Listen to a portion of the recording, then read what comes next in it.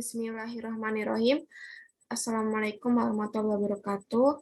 Nama saya Zafira Yolanda Setioko dengan NIM 185210099. Dalam kesempatan kali ini saya akan menjelaskan tentang ujian akhir semester saya, mata kuliah perancangan pabrik kimia pertama, tentang diagram alur proses perancangan untuk produksi asetaldehid dari etanol. Pada kasus nomor 1, asetaldehid dapat dibuat dari etanol pada suhu 540 derajat Celcius dan tekanan 2 atmosfer. Reaksi yang terjadi adalah sebagai berikut. Bisa dilihat di sini terdapat 3 macam reaksi. Nah, CO2, O2, N2 di sini merupakan non-condensable gas, sedangkan bahannya mudah larut dalam air. Data fisis bahan.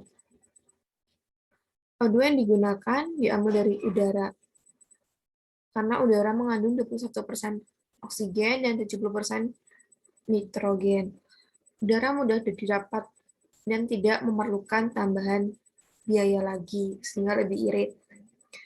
Titik didih normal untuk CH3CHO 20 derajat Celcius, C2H5OH 78 derajat Celcius, H2O 100 derajat Celcius, CH3COOH 118 derajat Celcius. O2, CO2, dan O2 merupakan non-condensable gas. Selanjutnya, ada diagram alur proses yang saya akan terangkan semuanya untuk produksi asetaldehid dari etanol. Pertama, di sini kita lihat ada udara. Udara yang mengandung oksigen dan nitrogen pada suhu 30 derajat Celcius dan tekanan 1 atmosfer difilter, disaring. Kemudian dilanjutkan ke kompresor untuk dinaikin tekanannya dari 1 atmosfer dan menjadi 2 atmosfer. Kenapa menggunakan kompresor? Karena kompresor berfungsi menaikkan tekanan untuk fase gas, lalu masuk ke dalam furnace. Selain itu, C2H5OH dalam fase cair dan suhu 30 derajat Celcius dan tekanan 1 atmosfer dipompakan ke steam untuk dipanaskan. Kenapa kita menggunakan pompa? Karena di sini pompa bertujuan untuk menaikkan tekanan fase cair, yaitu C2H5OH yang tadi. Dari 1 atm jadi 2 atm. Jadi kalau kompresor untuk menaikkan tekanan dalam bentuk gas, sedangkan pompa menaikkan tekanan dalam bentuk cair. C2H5OH yang tadi dipanaskan, lalu dimasukkan ke separator untuk dipisahkan uapnya. Uap C2H5OH ini masuk ke dalam furnace bersama udara yang telah disaring dan dinaikkan tekanannya. Di furnace ini dibakar mencapai suhu 540 derajat Celcius dengan tambahan udara dan bahan bakar. Lalu sisanya keluar melalui cerobong. Hasil dari pembakaran ini dihasilkan C2H5OH, oksigen, dan nitrogen yang sangat panas. Lalu untuk masuk ke dalam fixed bed multi-tube reaktor karena suhu dan tekanannya yang sangat tinggi, sehingga dapat menghasilkan asetaldehid. Karena suhu yang sangat panas, jadi nanti hasilnya berupa gas. Untuk mengurangi tekanan yang dihasilkan dari furnace, kita menggunakan valve.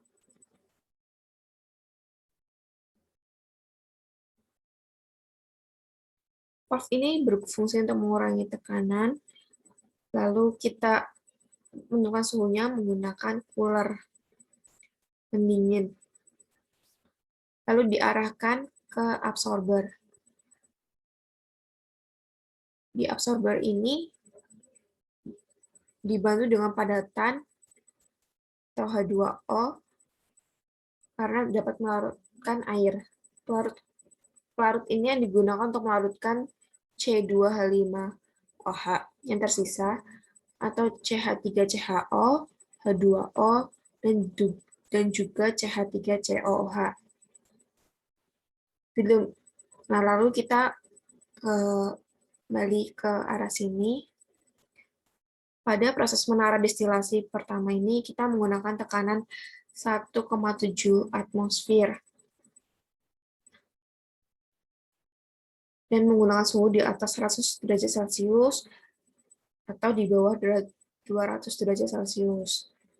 Pada menara destilasi, kita menggunakan suhu untuk memisahkan CH3CHO sebagai produk utama.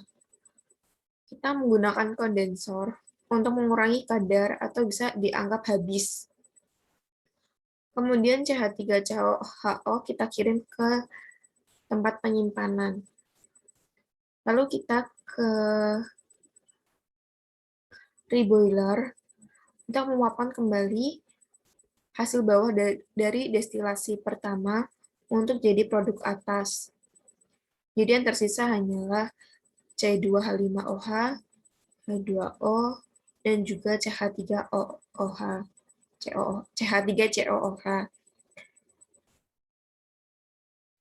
Kemudian kita turunkan tekanannya menjadi 1,5 atmosfer menggunakan valve lagi.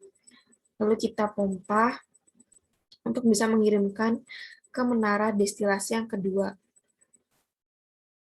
Menara destilasi kedua terjadi pada suhu 78 derajat Celcius, di mana itu merupakan titik didih untuk C2H5OH, dan menggunakan tekanan 1,5 atmosfer untuk dapat menghasilkan C25OH yang akan diulang kembali prosesnya seperti proses sebelumnya, yaitu heat exchanger, separator, furnace, yang dibakar sampai suhu 540 derajat Celcius. Kemudian kita buang zat-zat panas yang tadi melalui cerobong. Kemudian di proses fixed bed multitop, H2O kemungkinan bisa terangkat karena volatilitasnya H2O itu sangat tinggi. Oleh karena itu, kita menggunakan kondensor untuk mengurangi kadar H2O atau menghilangkan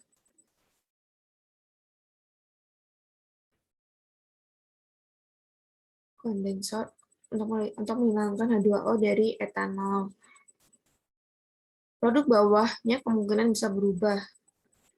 H2O dan CH3COOH dibantu reboiler lagi untuk mengurangi etanol yang ada di produk bawah. Sehingga yang tersisa adalah H2O dan CH3COOH.